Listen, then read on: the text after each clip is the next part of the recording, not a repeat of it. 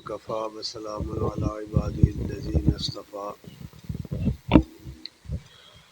والصلاة والسلام على من لا نبي بعده وعلى آله وصحبه ومن نحى نحوه أما بعد أعوذ بالله السميع العليم من الشيطان الرجيم بسم الله الرحمن الرحيم ومن يعش عن ذكر الرحمن نقيض له شيطانا فهو له قرين وإنهم ليصدونهم عن السبيل ويحسبون أنهم مهتدون حتى إذا جاءنا قال يا ليت بيني وبينك بعد المشرقين فبئس القرين وقال النبي صلى الله عليه وآله وسلم وذكر الله أنيسي صدق الله ومولانا العظيم وصدق رسوله النبي الكريم ونحن على ذلك لمن الشاهدين والشاكرين والحمد لله رب العالمين. السلام علیکم ورحمۃ اللہ وبرکاتہ. ہر قسم کی حمد و ثنا کے لائق اللہ جل شانہ کی ذات کریم ہے اور بے بہا درود و سلام محمد الرسول اللہ صلی اللہ علیہ وآلہ وسلم پر اور آپ کی آل اور اصحاب پر.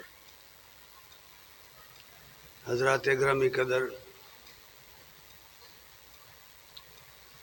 اللہ تبارک تعالیٰ نے انسان کو کچھ اس طرح کا بنایا ہے کہ جہاں اس کے اندر بہت ساری خوبیاں پیدا کی ہیں، وہاں بہت ساری اس کے اندر کمزوریاں بھی پیدا کی ہوئی ہیں. جس طرح اس کی خوبیاں ان گنت ہیں، اس طرح اس کی کمزوریاں بھی بہت زیادہ ہیں. انسان اپنی زندگی کو گزارنے کے لیے کچھ نہ کچھ چیزیں ایسی ہوتی ہیں جن پر اپنی توجہ مرکوز کر لیتا ہے، جن کو اپنے دل میں جگہ دے لیتا ہے، جن کی حصول کے لیے اپنی جد و جہد اور اپنی ہر قسم کی کوشش جاری رکھتا ہے، بلکہ جو مطلوب چیز ہوتی ہے اس کو حاصل کرنے کے لیے زیادہ جد و جہد کرتا ہے، زیادہ کوشش کرتا ہے. جس چیز کو انسان اپنی مطلوب چیز بناتا ہے وہ اسے کم ہی بھولتی ہے، بلکہ وہ نہیں بھولتی. جب کبھی وہ اپنی زندگی کے بہت سارے دیگر مشاغل میں مبتلا ہوتا ہے، مصروف ہوتا ہے، تو پھر رہ رہ کر اسے اپنی مطلوبہ چیز کا خیال آتا ہے. اگر ہم اپنی نفسیات کا جائزہ لیں یا انسانی نفسیات کا جائزہ لیں تو جس چیز کو ہم محبوب رکھتے ہیں، مطلوب ہے جو ہمارا، زندگی کی مصروفیات میں رہتے ہوئے، مصروف ہوتے ہوئے بھی ہمیں اس مطلوبہ چیز کا خیال آتا ہے. دراصل یہ ساری چیز خیال سے شروع ہوتی ہے، خیال سے شروع ہوتی ہے یہ چیز. یہ خیال جو ہے اگر آ کے چلا جائے تو اس کی کوئی حیثیت نہیں رہتی، لیکن اگر یہ خیال دل میں ٹک جائے تو پھر یہ اس مطلوبہ چیز کی یاد بن جاتا ہے. اس مطلوبہ چیز کی یاد جب بن جاتا ہے پھر یہ نکالے بھی نہیں نکلتا. یہ میں نفس کے اندر کی بات کر رہا ہوں، اور یہ معاملہ ہر شخص کے ساتھ ہے. دنیا کا کوئی انسان اس سے بچا ہوا نہیں ہے. انسانی زندگی ساری کی ساری اسی پر چلتی، اور ہر انسان کی کوئی نہ کوئی چیز مطلوب ہوتی، کوئی نہ کوئی چیز ایسی ہوتی ہے جو اسے محبوب ہوتی، جسے وہ چاہتا ہوتا ہے. یہ خیال جب یاد بنتا ہے، اگر وہ یاد ہی پہ رہ جائے تو کچھ بھی نہیں ہوتا. وہ یاد رہے گی، لیکن یہ یاد آگے بڑھتی ہے، ایک قدم آگے بڑھا لیتی. دل کی یاد،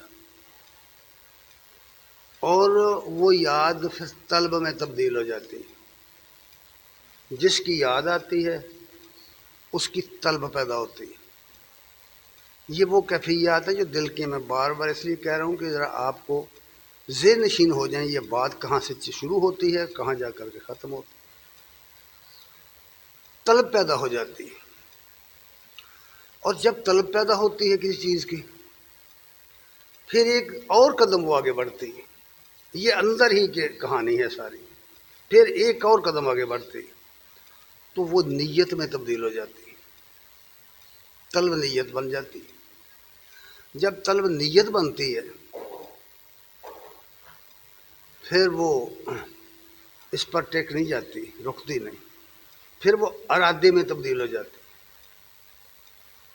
جب ارادہ پیدا ہوتا ہے، اب آپ کو اندازہ ہو گیا کہ جب کسی کام کے کرنے کا ارادہ پیدا ہوتا ہے تو وہ کتنے دل کے اندر سے کتنے مراحل طے کر کے آیا ہے. وہ چیز آئی، ارادہ پیدا ہوتا ہے. جب ارادہ پیدا ہو جاتا ہے تو ارادہ جو ہے وہ عمل کی حرکت پیدا کر دیتا ہے. عمل جو ہے اس کے پیچھے ارادہ ہوتا ہے، اور اس کے پیچھے یہ ساری چیزیں ہوتی ہیں. اس میں طلب ہوتی ہے، اس میں یاد ہوتی، اس میں خیال ہوتا ہے، اس میں نیت ہوتی ہے. یہ ساری چیزیں مل کے اس کو آگے بڑھاتی. جب عمل کی شکل اختیار کرتا ہے، تحرک پیدا ہوتا ہے ارادے کے اندر، تو محبوب کی تلاش شروع ہو جاتی. جو اس کی مطلوبہ چیز ہے اس کی تلاش شروع ہو جاتی. اس کے لیے وہ دوڑ دھوپ شروع کر دیتا ہے. اب بھی ساری چیزوں کو اگر سمیٹ دیا جائے تو ایک لفظ میں بیان کیا جائے تو اس کو ذکر کہتے ہیں. جن کا میں نے تمہیداً ذکر کیا، جن چیزوں کا اگر ان کو سمیٹ کر ایک چیز بنائیں، ایک لفظ سے بیان کرنا ہو، اس کا نام ہے ذکر. اس کا نام ذکر ہے. پھر یہ ذکر جو ہے اس کی مختلف اقسام ہیں. آج کے خطبے میں صرف 2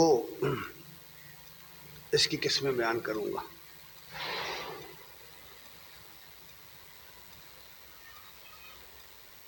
تلاش محبوب کے لیے یہ ساری چیزیں مل کر جب ذکر بنتی ہیں تو اس ذکر کا ذکر پھر قرآن میں ہے، سنت میں بھی ہے، حدیثوں میں بھی ہے، اور انسانوں کی عملی زندگی میں بھی ہے. جتنے صاحب ذوق لوگ دنیا میں گزرے ہیں، آپ انہیں محب کا نام دیں، آپ انہیں عاشق کا نام دیں، آپ انہیں کوئی اور نام دیں، لیکن اصل حقیقت یہی ہے کہ کوئی نہ کوئی قسم اس میں پائی جاتی ہے. یہ یاد جو ہے اسی کو ذکر کہتے ہیں. عربی میں جائیں گے تو ذکر کہیں گے اس کو. قرآن مجید کی سورہ بقرہ کی آیت نمبر 152 میں ہے فَاذْكُرُونِی أَذْكُرْکُم وَاشْکُرُوا لِی وَلَا تَکْفُرُونِ. تم مجھے یاد کرو، دوسرا ترجمہ تم مجھے یاد رکھو میں تمہیں یاد رکھوں، تم میرا ذکر کرو میں تمہارا ذکر کروں، تم میرا شکر کرو اور میری نہ شکری نہ کرو۔ یہ ذکر کرنے کا طریقہ بتایا ہے وَاشْكُرُوا لِي وَلَا تَكْفُرُونَ میں 2 پوائنٹ بیان کیے۔ اگر واقعی تمہیں یاد آتی ہے میری تو پھر میرا شکر کرو، نہ شکری کا راستہ چھوڑ دو۔ یہاں شکر اور نہ شکری جو ہے یہ 2 عمل ہیں، یہ 2 راستے ہیں، ایک مثبت ہے ایک منفی۔ اب اس کو آگے بڑھائیں تو پتہ چلے گا کہ یہ ذکر جو ہے، یہ یاد جو ہے، اگر اس کے بغیر آدمی زندگی بسر کرتا ہے، یاد کے بغیر، میں نے جو اس کی ترتیب بیان کی ہے اس کو ملحوظ رکھیں۔ اور جب کوئی شخص طالب بن جاتا ہے، طالب مطلوب کا طالب بنتا ہے، اور صوفیہ کی زبان میں اس کو سالک کہتے ہیں، عشق والوں کی زبان میں اس کو عاشق کہتے ہیں، محبت کرنے والوں کی زبان میں اس کو محب کہتے ہیں۔ محب اپنی محبوب کی تلاش میں جب نکلتا ہے، جب جدوجہد کرتا ہے تو وہ اس کو پا نہیں سکتا۔ پھر یہ بھی آپ کو جاننا چاہیے یا آپ کو معلوم ہے کہ ہر شخص کا مطلوب علیحدہ علیحدہ ہے، لیکن مومن جو ہے، مسلم جو ہے، اگر اس نے اسلام کو سمجھا ہے، اگر اس نے ایمان کو سمجھا ہے، ایمان اور اسلام کی حقیقت سے وہ واقف ہے، اور اپنی شناخت اس کو ہے، جیسا کہ میں پہلے کسی خطبے میں بیان کر چکا ہوں، تو پھر اس کا جو اسلحہ ہے، اس کا جو زیادہ راہ ہے، جس کے ذریعے اس نے تلاش کرنی ہے، جس کے ذریعے اس نے محبوب کو پانا ہے، وہ ممکن ہی نہیں ہے بقول علامہ اقبال۔ یہ شخص جو طالب ہے، یہ شخص جو سالک ہے، چلیں سمجھنے کے لیے عاشق کا لفظ بھی استعمال کر لیتے ہیں، اگر وہ مطلوبہ چیز کا عاشق ہے تو وہ نہیں پا سکتا مومن ہونے کی صورت میں۔ بعد میں ہم ایمان کی بات جوڑ کے کریں گے، ہم کسی دوسرے کی بات نہیں کر رہے۔ تو اقبال کہتے ہیں جز با قرآن زیگمی رباہی است، قرآن مجید کے بغیر یہ شیری، یہ بہادری نہیں کی جا سکتی، یہ سفر ممکن نہیں ہے۔ اگر قرآن کی دولت آپ کے پاس نہیں ہے، قرآن کا علم آپ کے پاس نہیں ہے، کہ مومن کے پاس قرآن کا علم نہیں ہے، قرآن کا اسلحہ نہیں ہے، قرآن سے وہ مسلح نہیں ہے، تو وہ شیر نہیں بن سکتا، لومڑی ہے لومڑی۔ جذبہ قرآن زیگمی رباہی است، فقر قرآن، یعنی پھر تو اس کو اپنے آپ پر کنٹرول کرنا پڑے گا نا۔ فقر سے مراد، اس کے 2 معنی ہیں، ایک یہ لفظ محتاجی کے معنوں میں استعمال ہوتا ہے، لیکن صوفیہ کی زبان میں یہ لفظ اس شخص کے لیے استعمال ہوتا ہے جس نے اپنے آپ کو کنٹرول کر رکھا ہو، اور دنیا کی سب چیزیں جو ہیں ان میں سے کوئی بھی اسے متاثر نہ کر سکے، نہ دنیا کی دولت و حشمت، نہ اقتدار، نہ اختیار، نہ خوف، نہ حزن، کوئی شے متاثر نہ کر سکے، وہ دراصل شخص فقیر ہے۔ اس لیے وہ کہتے ہیں کہ فقر قرآن، یعنی فقر قرآن، قرآن کا فقیر کون ہوتا ہے، قرآن کا فقر کیا ہے، مطلب یہ ہے فقر قرآن اصل شہنشاہی است۔ جب کوئی شخص اس مقام پر آ جائے کہ اللہ کے سوا کوئی بھی نہیں ہے، اللہ ہی سے سب کچھ ہوتا ہے، اللہ کے بغیر کچھ بھی نہیں ہوتا۔ آپ نے وہ تو سنی ہے، بار بار وہ آیات سنتے رہتے ہیں، اِنَّ اولیاء اللہ لا خوف علیہم ولا هم یحزنون، بے شک جو اللہ کے دوست ہیں اللہ کے ولی ہیں، وہ خوف زدہ بھی نہیں ہوتے، غم بھی نہیں کھاتے۔ الذین آمنوا وقالوا یتقون، وہ کون ہیں؟ جو ایمان لائے اور بچ کے زندگی گزاری جنہوں نے، اس کی بات یہاں کی گئی۔ جو فقر قرآن ہے یہ کیا ہے؟ جب کوئی شخص اس مقام پہ کھڑا ہو جائے اور اس کا یقین کامل ہو جائے اور وہ اللہ کے ساتھ جڑ جائے تو پھر کیا ہوگا؟ کسی چیز کی پرواہ نہیں ہوگی۔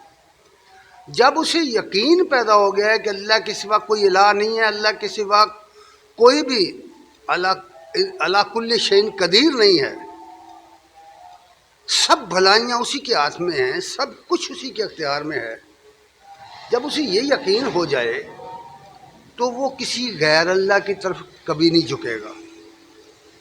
اس کو اقبال نے کہا فقر قرآن۔ یہ فقر قرآن ہے، قرآنی فقر ہے۔ فقر قرآن اصل شہنشاہی است۔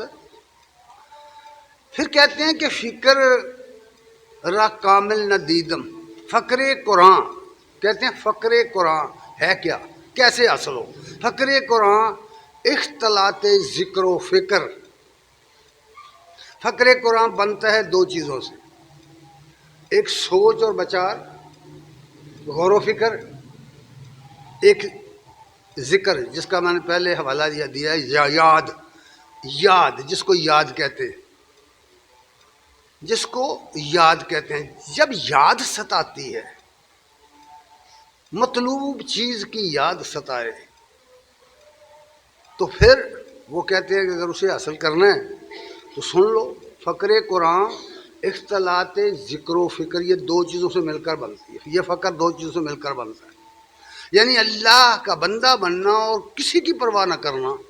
اس مقام پر کوئی شخص اس وقت آئے کھڑا ہو جائے گا جب اس کو دو چیزیں حاصل ہو جائیں گی۔ فقر ارے قرآن کے مقام پر وہ کھڑا ہو جائے گا ذکر اور فکر سے۔ پھر کہتے ہیں فکر را کامل نہ دیدم جذبہ ذکر۔ یہ جو سوچ اور بچار ہے، یہ جو فکر ہے، تدبر ہے، یہ تو کامل ہی نہیں ہوتی ذکر کے بغیر۔ فکر را کامل نہ دیدم جذبہ ذکر، یہ تو ذکر کے بغیر کامل نہیں ہوتی۔ پھر کہتے ہیں سنو ذکر یہ کیا ہے؟ سوالیہ ہے یہ شعر کے اندر۔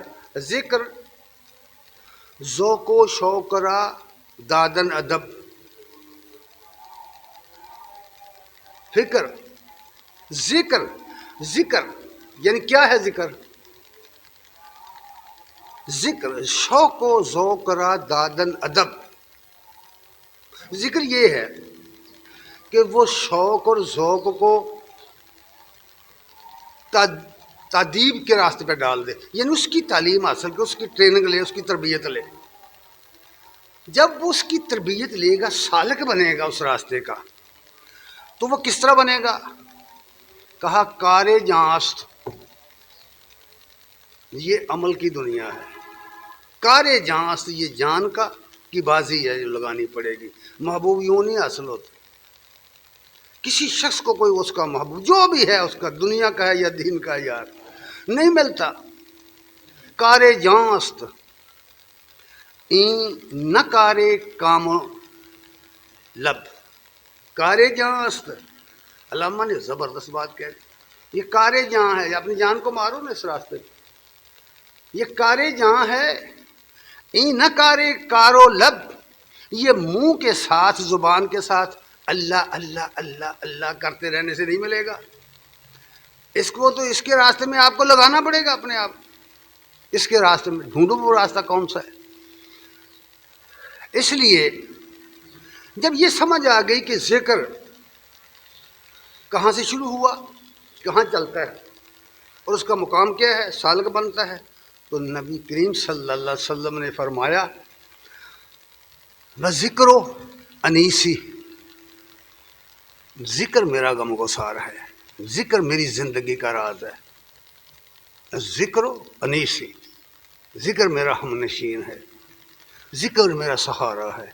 یاد ہی نہیں تو مجھے زندہ رکھا ہوا ہے، یاد ہی تو مجھے تڑپا رہی ہے، یاد ہی تو مجھے بیٹھنے نہیں دیتی، یاد ہی تو مجھے آگے چلا رہی ہے، یاد ہی تو مجھے محبوب کے پیچھے دوڑا رہی ہے۔ ذکر و انیسی، بات وہی ہے جو پیچھے چل رہی ہے، کئی خود پیچھے ہو گئے، ہمیں پتہ نہیں کتنے چلیں گے۔ ایک جملہ ذکر و انیسی، نبی سے سننے فرمایا ذکر اللہ انیسی، اللہ کا ذکر میرا غم گسار ہے۔ ساری دنیا کے غم غلط ہو جاتے ہیں جب اللہ یاد ہوتا ہے، جب اللہ کا ذکر ہوتا ہے۔ فاذکرونی اذکرکم، اب جاؤ وہاں، یہی تو وہ کہہ رہا ہے، مجھے یاد رکھو میں تمہیں یاد رکھوں گا، مجھے یاد رکھو، یہ جملہ بھی ذہن نشین رہے، مجھے یاد رکھو، یاد رکھو، میں تمہیں یاد رکھوں گا۔ اب بتائیے جس کو اللہ یاد رکھے اس کا کوئی کام غلط ہو سکتا ہے؟ سمجھ لیجیے۔ اور اس کو یاد رکھنے کا طریقہ کیا ہے کہ اس کا کام کرو، وشکرونی، میرا شکر کرو۔ اچھا شکر کی بھی بات عرض کر دوں، شکرۃ السدرہ عربی زبان میں اس بیری کو کہتے ہیں جو پھل کے ساتھ اتنی لد گئی ہو کہ اس کی شاخیں جھک گئی ہوں زمین کی طرف۔ اب جب اللہ کی نعمتوں کا عالم یہ ہے بندوں پر کہ شمار ممکن نہیں ہے، اور ان نعمتوں کا وزن اس قدر زیادہ ہے کہ اگر ہم محسوس کریں تو ہمارے سجدے کے اندر سے سر اٹھ ہی نہیں سکتے۔ شکر تو یہ ہے کہ ایک ایک نعمت پر شکر کرو اور اس کا حق ادا کرو عمل کے ذریعے۔ اس لیے فرمایا واشکرونی ولا تکفرون، اور میری ناشکری نہ کرو، کیونکہ آدمی اپنے داخل میں دیکھے، اپنے خارج میں دیکھے، اپنے اندر دیکھے، باہر دیکھے، ہر طرف اللہ ہی کی نعمتیں نظر آئیں گی۔ جب ہر طرف اللہ ہی کی نعمتیں ہیں اور ان کا شمار بھی ممکن نہیں ہے تو پھر کیا وجہ ہے کہ وہ ہمیں یاد نہ آئے؟ کیا وجہ ہے کہ ہم اس سے سرتابی کر جائیں؟ اور اس کی ایک ہی وجہ ہے کہ ہم بھول گئے، اس کی ایک ہی وجہ ہے جس کو آگے قرآن بیان کرے گا، کہ جو ذکر سے پھر گیا، جو ذکر سے مڑ گیا، جس کا ذکر سے دلچسپی نہ رہی، جسے یاد ہی نہ رہی، یاد نہ رہی جس کو، اس کو نہ اپنے فرائض یاد رہیں گے، نہ اپنے حقوق یاد رہیں گے، نہ اللہ رسول کے حقوق یاد رہیں گے، نہ حقوق العباد یاد رہیں گے، نہ اپنے فرائض یاد رہیں گے۔ اس لیے نبی کریم صلی اللہ علیہ وسلم نے یہ فرمایا ہے ذکر اللہ انیسی، اللہ کی یاد جو ہے یہ میری غم گسار ہے، یہی میری طلب کے اندر اضافہ کرتی ہے اور مجھے سکون سے نہیں بیٹھنے دیتی۔ اور واقعتاً جس کی یاد ستائے آدمی اسے حاصل کیے بغیر نہیں رہ سکتا بھائی، دو چار دنیا کی کوئی مطلوبہ شے ہو یا دین کی۔ قرآن مجید کے اندر اللہ تبارک تعالیٰ نے نشاندہی فرمائی ہوئی ہے کہ اس طرح کے وہ لوگ کون ہیں۔ ایک دو چار آیات میں پڑھوں گا۔ پہلی بات یہ فرمائی ہے، سورہ زمر کے اندر ہے، افمن شرح اللہ صدرہ للاسلام، یہ بھی سوالیہ فقرہ ہے، پوچھا گیا ہے ہم سے، افمن شرح اللہ صدرہ للاسلام فہو علی نور من ربہ، بھلا وہ شخص جس کا سینہ اللہ نے اسلام کے لیے کھول دیا ہے، اسلام جس کے دل میں داخل ہو گیا ہے، جس کا سینہ اللہ نے کھول دیا ہے اسلام کے لیے، یعنی اللہ نے اپنی عطیت کے لیے جس کا سینہ کھول دیا ہے،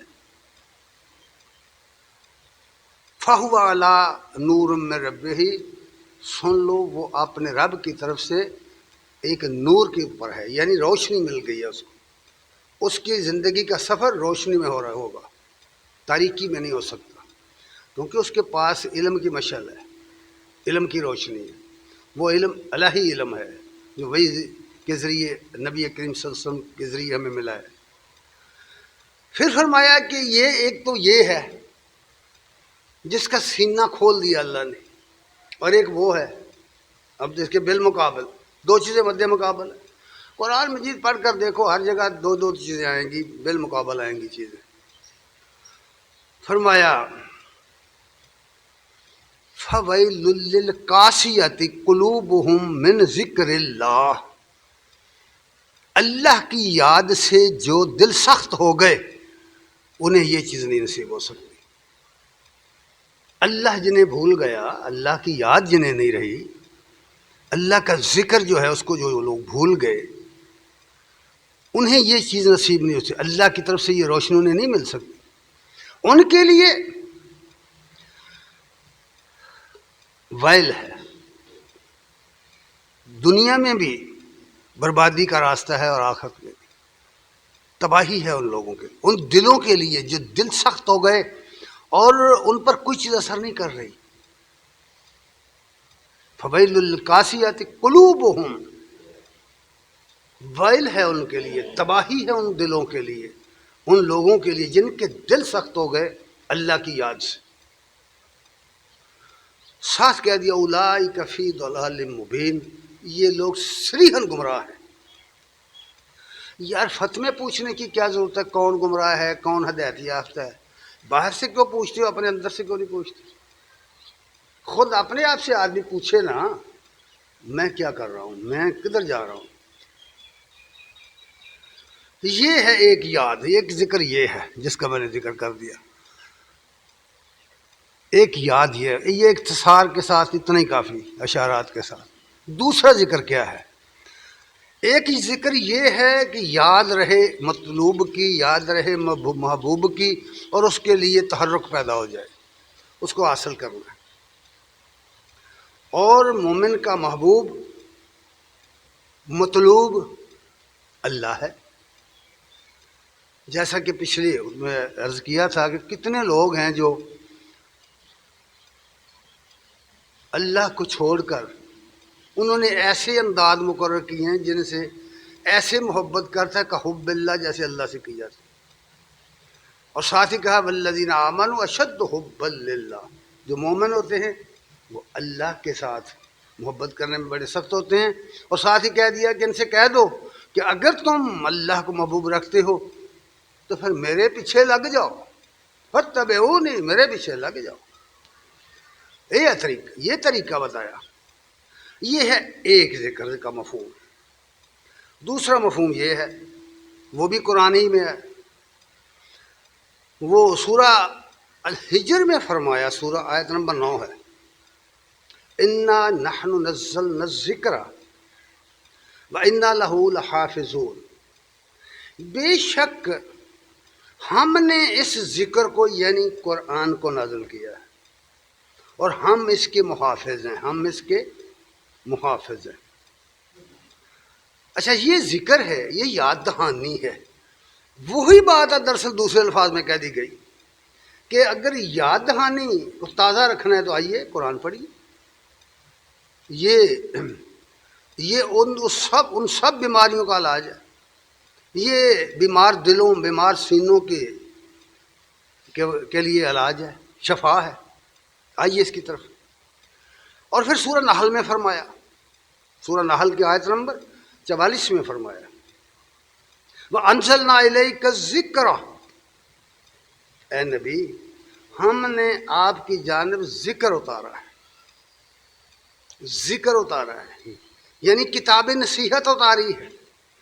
اس لیے اتاری ہے لِتُبَيِّنَ لِلنَّاسِ، کہ تم لوگوں کو پڑھ پڑھ کر سناؤ، یہ کتاب سناؤ لوگوں کو، لوگوں کے سامنے اس کو بیان کرو۔ ما نزل علیہم، جو کچھ اللہ نے ان کے لیے اتارا ہے اس کتاب میں وہ ان کو سناؤ، یہ بات کہی۔ اور ساتھ ہی یہ بات کہی وَلَعَلَّهُمْ يَتَفَكَّرُونَ، شاید یہ سوچنے لگ جائیں، شاید یہ غور و فکر کریں۔ یاد رکھیے کسی انسان کی زندگی میں انقلاب کبھی نہیں آتا جب تک وہ سوچے نا میں کیا کر رہا ہوں، کیوں کر رہا ہوں، کس لیے کر رہا ہوں، مجھے کیا کرنا چاہیے، مجھے کس لیے اللہ نے پیدا کیا ہے، میں کل قیامت کے لیے کیا بنا رہا ہوں، وغیرہ وغیرہ مختلف سوالات ہیں انسانی زندگی میں.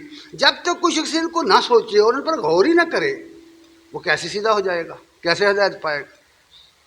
لعلہم یتفکرون لتبین للناس, لوگوں کے سامنے اس کو بیان کرو. ما نزل علیہم, جو کچھ ہم نے ان کے لیے اتارا ہے اس کو ان کے سامنے بیان کرو. وَلَعَلَّهُمْ يَتَفَكَّرُونَ, یعنی شاید غور و فکر کریں, تاکہ سوچیں. سوچ کے بغیر کوئی شے درست نہیں ہوتی. ہم اپنے ذاتی کاموں کے لیے کتنا سوچتے ہیں, ہم دنیاوی کاموں کے لیے کتنی فکر کرتے ہیں, کتنا سوچتے ہیں. اور پھر ساتھ کہہ دیا قرآن مجید میں سورہ یاسین کے اندر فرمایا, 49 نمبر آیت ہے, فرمایا وَمَا عَلَّمْنَاهُ الشِّعْرَ وَمَا يَنبَغِي لَهُ, ہم نے اس نبی کو, اپنے نبی کو شعر نہیں سکھایا, شعر کہنے کی تعلیم نہیں دی, اور نہ ہی اس کے یہ شیان شان ہے کہ وہ شعر پڑھ پڑھ کے لوگوں کو سنائے. یہ قرآن ہے. کیا نازل کیا؟ ان هو الا ذکر و قرآن مبین, یہ تو ذکر ہے, نہیں ہے یہ قرآن مگر ایک ذکر ہے, یعنی قرآن مبین ہے. یہ تو کھول کھول کر بیان کر دینے والا حقائق کو قرآن ہے جو بسیط ذکر اتارا گیا ہے. اور پھر سورہ یوسف میں فرمایا وَمَا تَسْأَلُهُمْ عَلَيْهِ مِنْ أَجْرٍ, اور ان لوگوں سے یہ بھی کہہ دو کہ میں تمہیں اس قرآن کے بدلے میں تم سے کچھ بھی نہیں مانگتا, میرا اجر تمہارے ذمہ نہیں ہے, میرا اجر اللہ کے ذمہ ہے. میں نے قرآن تمہیں سنایا ہے اللہ کے ساتھ جوڑنے کے لیے, اللہ کا پیغام پہنچانے کے لیے, کچھ لینے کے لیے نہیں. میری کوئی غرض و غایت نہیں ہے. انہیں بتا دو کہ یہ سب کچھ میں جو کچھ کر رہا ہوں بے لوث کر رہا ہوں. انبیاء کے کام, ان کی سنت, ان کا کردار ہمیشہ بے لوث رہا ہے اپنی قوموں کے لیے. اور پھر فرمایا ان هو الا ذکر للعالمین, نہیں ہے یہ قرآن مگر اہل عالم کے لیے ذکر ہے, اہل عالم کے لیے. لوگ سمجھتے ہیں کہ یہ قرآن مسلمانوں کی کتاب, بالکل غلط سمجھتے, بالکل غلط سمجھتے. یہ مسلمانوں کی کتاب نہیں ہے, یہ تمام دنیا کے لوگوں کے لیے آئی, ساری دنیا کے لیے. للعالمین, ذکر للعالمین, یہ جہانوں کے لیے آئی, کسی زمانے کے ساتھ مخصوص نہیں ہے, کسی قوم کے ساتھ مخصوص نہیں ہے, کسی گروہ کے ساتھ مخصوص نہیں ہے. یہ ذکر للعالمین ہے. اللہ فرماتے ہیں کہ ہم نے اس کو پوری دنیا کے لیے, پوری نوع انسانی کے لیے اتارا ہے. اور ساتھ ہی یہ بھی کہا سورہ انبیاء میں آیت نمبر 50 میں ہے ھذا ذکر مبارکن, یہ مبارک ذکر ہے, اس میں کمی واقع نہیں ہو سکتی. مبارک وہ شے ہوتی ہے جو مسلسل آگے بڑھتی چلی جاتی, جس کی جڑیں پتال ہوتی ہیں اس کو مبروک کہتے ہیں. یہ آگے بڑھتا جائے گا, یہ آگے بڑھتا جائے گا. اس کے دشمن بھی اس کو کم نہیں کر سکتے. اس کو کہا, میں بتا رہا یہ چاہ رہا ہوں کہ ذکر کے معنی یاد کے بھی ہیں, اور وہ یاد پختہ ہوگی اس قرآن کے ذریعے کہ قرآن ذکر ہے. قرآن کو اللہ نے ذکر بنا کے اتارا ہے, اور اس لیے فرمایا ہے ھذا ذکر مبارک انزلناہ, یہ وہ ذکر مبارک ہے جس کو ہم نے نازل کیا ہے. انزلناہ, ہم نے اس کو نازل کیا ہے. افانتم لہ منکرون, یہ سوالیہ ہے, کیا تم اس کو نہیں مانتے, کیا اس کا انکار کرتے ہو؟ دوسرے لفظوں میں کیا تم اسے پہچانتے نہیں ہو؟ اگر مجھے سچ کہنے کی اجازت دو تو آج امت مسلمہ اس کو بھول چکی, وہ نہیں پہچانتی اس کو. وہ پتہ نہیں کن کن باتوں میں الجھ گئے لوگ. اللہ کی کتاب کو چھوڑ دیا.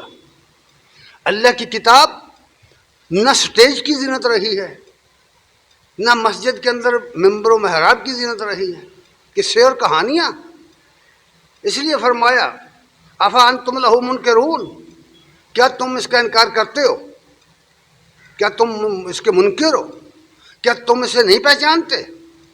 تم جانتے نہیں ہو یہ کیا چیز ہے؟ گر فاش گوئم در دل مزمر است، این کتابیں نیست چیزیں دیگر است۔ علامہ نے یہی کہا کہ میرے دل میں جو کچھ پوشیدہ اگر میں کھول کر بیان کر دوں تو یہ ہے کہ یہ قرآن کتاب نہیں ہے بھائی، یہ تو کوئی اور ہی پارس ہے جو اس کو چھو جائے اس کو زندگی دیتا ہے۔ اس لیے فرمایا کہ سنو سورہ رعد آیت نمبر 28-29، الذین آمنوا، جو لوگ اس کو مانتے ہیں، جو لوگ ایمان لائے ہیں۔ جب ایمان کا لفظ بولتے ہیں لوگوں کو سمجھ کام آتے ہیں، اس لیے مانتے ہیں کا ترجمہ کیا میں نے۔ جو لوگ اس کو مانتے ہیں، جو ایمان لائے، تطمئن قلوبہم بذکر اللہ، ان کے دل اس ذکر پر ٹھک گئے ہیں، اللہ کے ذکر پر ان کے دل مطمئن ہو گئے ہیں، جو اس پر ایمان لے آئے ہیں، جو اس کو مانتے ہیں، جنہوں نے جو اس کا حق ہے وہ دیا ہے۔ جب تک نہ ہو قرآن کی فرقانیت پر ایمان، نہ کھلتی ہے گرہ حقیقت، نہ ہوتا ہے رد شیطان۔ قرآن کو سارا جگ مانتا ہے، سارا جہان مانتا ہے، لیکن اس کو فرقان مانو، اس کو میزان مانو، جو چیز اس پر پوری نہ اترے کھوٹی ہے بھائی، یاد رکھو۔ اس لیے فرمایا الذین آمنوا وتطمئن قلوبہم بذکر اللہ، جو لوگ ایمان لائے ہیں ان کے دل اللہ کے ذکر کے ساتھ مطمئن ہو گئے ہیں۔ الا بذکر اللہ تطمئن القلوب، اس آیت کی مختلف شرح آپ نے سنی ہوگی، اس پر تقریریں بھی سنی ہوگی۔ اس سے آپ کو سباق میں ذرا پڑھیے اس کو۔ یہ قرآن کے بغیر اطمینان قلب نہیں ہو سکتا، ممکن نہیں ہے۔ قرآن کا نظام قائم کر دو، قرآن کی شریعت نافذ کر دو زمین پر، پھر آرام کی نیند سو جو، مال باہر چھوڑ کر ڈیروں پر چھوڑ کر سو جو، جا کے ہر شے محفوظ ہو جائے گی، سکون مل جائے گا۔ اگر یہ نافذ نہیں ہے، اگر اس کی شریعت نافذ نہیں ہے، اگر یہ قرآن غالب نہیں ہے، اس کا نظام غالب نہیں ہے، تو پھر تالے بھی لگا لو تالے، پھر بھی تم مطمئن نہیں ہو سکو گے، چوروں اور ڈاکوں اور لٹیروں سے بچ نہیں سکو گے۔ اگر بچنا چاہتے ہو، سلامتی چاہتے ہو، یا ایھا الذین آمنوا ادخلوا فی السلم کافہ، اب پورے ایمان والو اسلام سلامتی میں داخل ہو جاؤ۔ اگر سلامتی کی زندگی چاہتے ہو، اللہ کا دین غالب کرو، اس دین کو نافذ کرو، قرآن نافذ کرو، اللہ کا یہ ذکر نافذ کرو عملاً، پھر تمہیں اطمینان قلب حاصل ہو جائے گا۔ اس لیے فرمایا الا بذکر اللہ تطمئن القلوب، اور پھر ساتھ ہی کہہ دیا الذین آمنوا وعملوا الصالحات، جو لوگ ایمان لائے اور عمل ایمان کے مطابق کیے۔ عمل کے بغیر ایمان کی کوئی قیمت نہیں، اور ایمان کے بغیر عمل کی کوئی قیمت نہیں، یہ دونوں چیزیں لازم و ملزوم ہیں۔ اور قرآن مجید میں یہی بات بار بار بیان کی گئی، الذین آمنوا وعملوا الصالحات، ایمان لائے پھر عمل اچھے کیے۔ ہر وہ عمل اچھا ہے جو اللہ کے حقوق کی ادائیگی کے لیے، حقوق العباد کی ادائیگی کے لیے کیا جائے، اس طریقے پر جو محمد رسول اللہ صلی اللہ علیہ وسلم نے بتایا ہوا ہے۔ اس سے ہٹ کر اگر کوئی کام کیا ہوا ہے تو آپ سمجھتے رہیں کہ بڑی نیکی ہے، لیکن وہ نیکی نہیں ہے، وہ صالح عمل نہیں ہے۔ اس لیے فرمایا گیا کہ الذین آمنوا وعملوا الصالحات طوبی لہم بحسن مآب، ان کے لیے خوشخبری بھی ہے اور آخرت میں بہترین ٹھکانہ بھی ہے۔ ان کے لیے خوشخبری بھی ہے، کامیابی کی خوشخبری، اور آخرت میں بہترین ٹھکانہ بھی ہے۔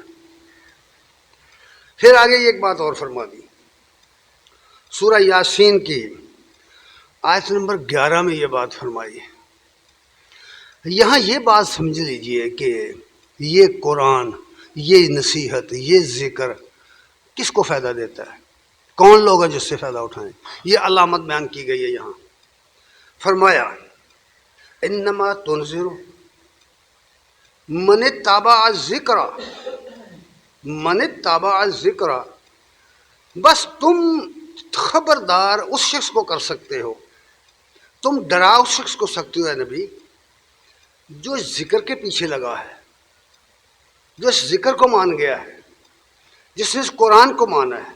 خاشی الرحمن بالغیب، اور رحمان سے بالغیب ڈرتا ہے، اللہ کو دیکھے بغیر غیب جو غیوب بیان ہوئے ہیں یؤمنون بالغیب پر ایمان رکھتا ہے، وہ فائدہ اٹھائے گا، دوسرا نہیں اٹھائے گا۔ پھر فرمایا فبشر ہو، ایسا شخص جو ہے اس کو بشارت دے دو، فبشر ہو بمغفرت و اجر کریم، عزت کی روزی۔ عزت کی روزی تو لوگ تلاش کرتے پھرتے، اس کو عزت کی روزی اور اللہ کی طرف سے بخشش کی خوشخبری سنا دو۔ اور پھر فرمایا سورہ حامیم سجدہ کی آیت نمبر 41 میں فرمایا ان الذین کفروا بالذکر، جو ذکر کو نہیں مانتے۔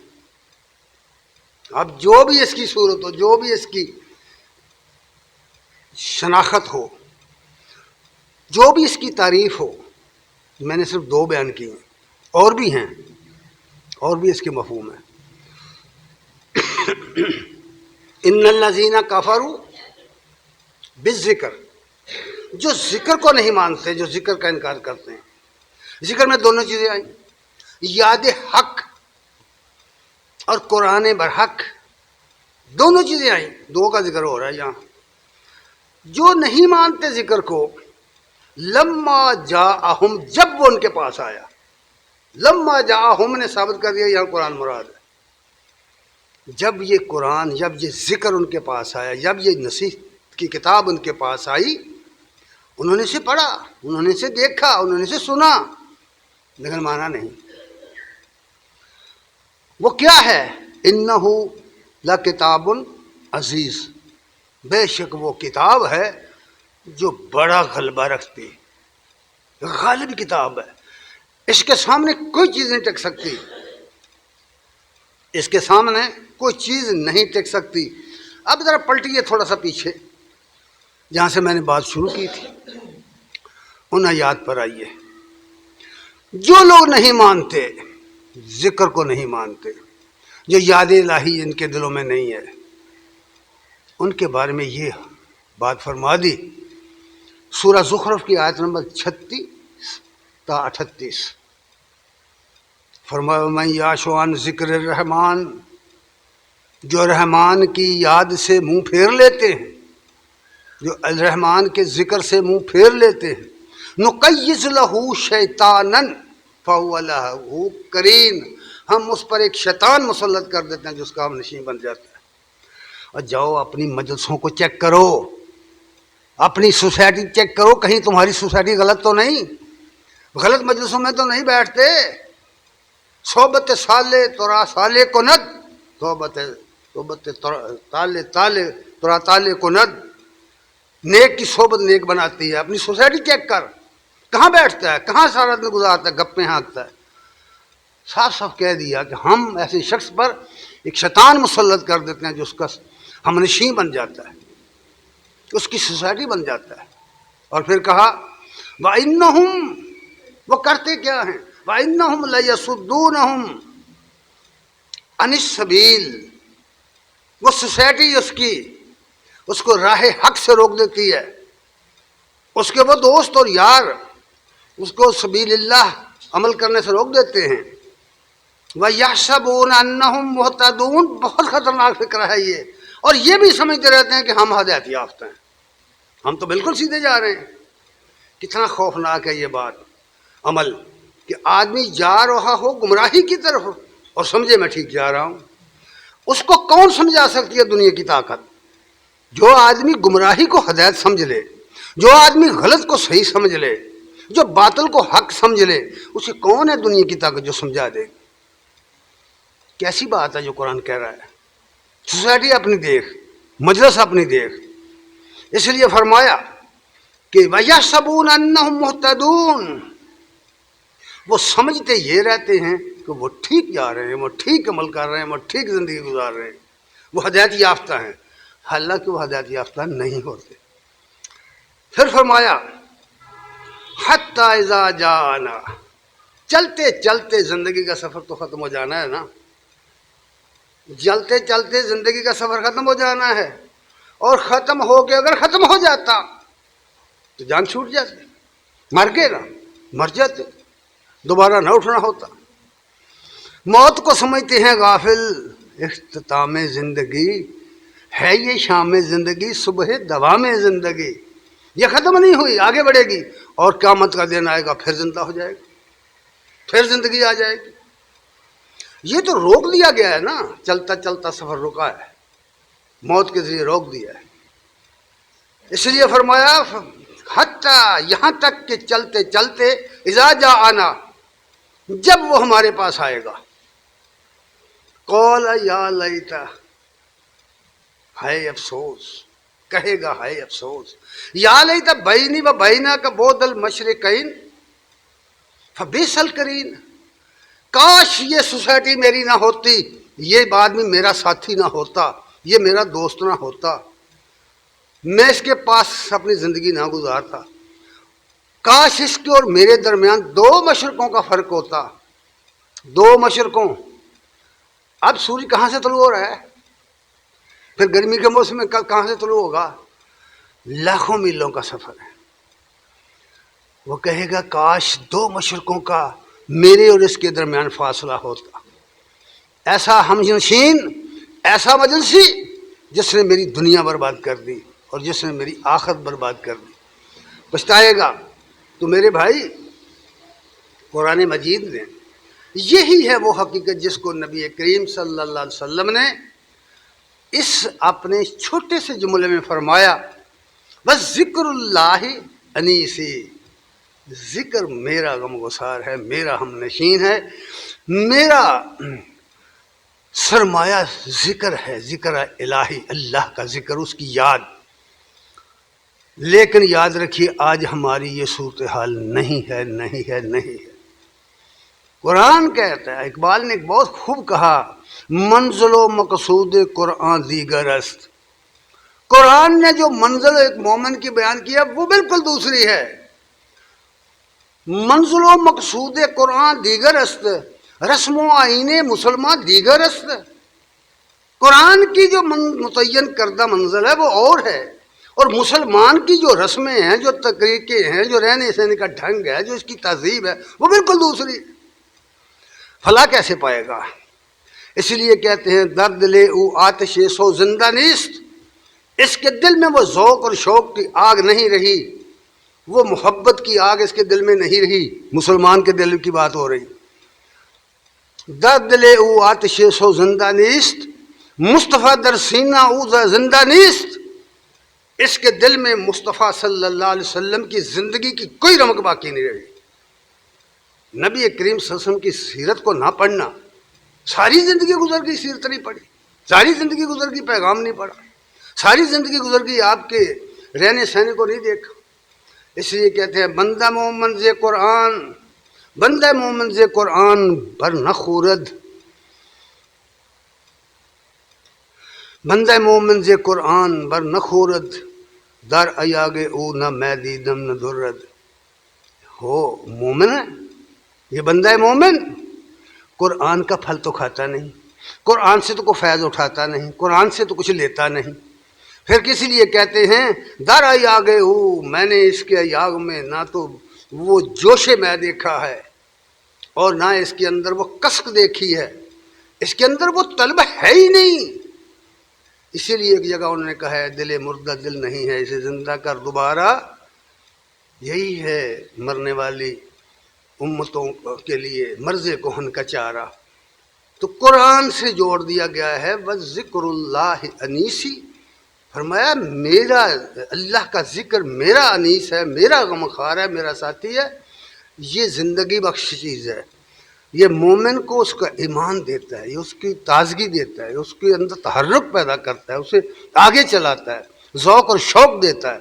جب تک یہ نہ ہو، یاد رکھیے ایک مومن مومن ہی نہیں رہ سکتا، اس کا ایمان کم اور زیادہ ہوتا رہتا ہے، حتیٰ کہ کم ہوتے ہوتے اس کی جان نکل جاتی ہے۔ اللہ تعالیٰ سے دعا ہے کہ اللہ ہمیں اس کی توفیق عطا فرمائے اور اس حالت سے ہمیں بچائے۔ وآخر دعوانا الحمدللہ رب العالمین۔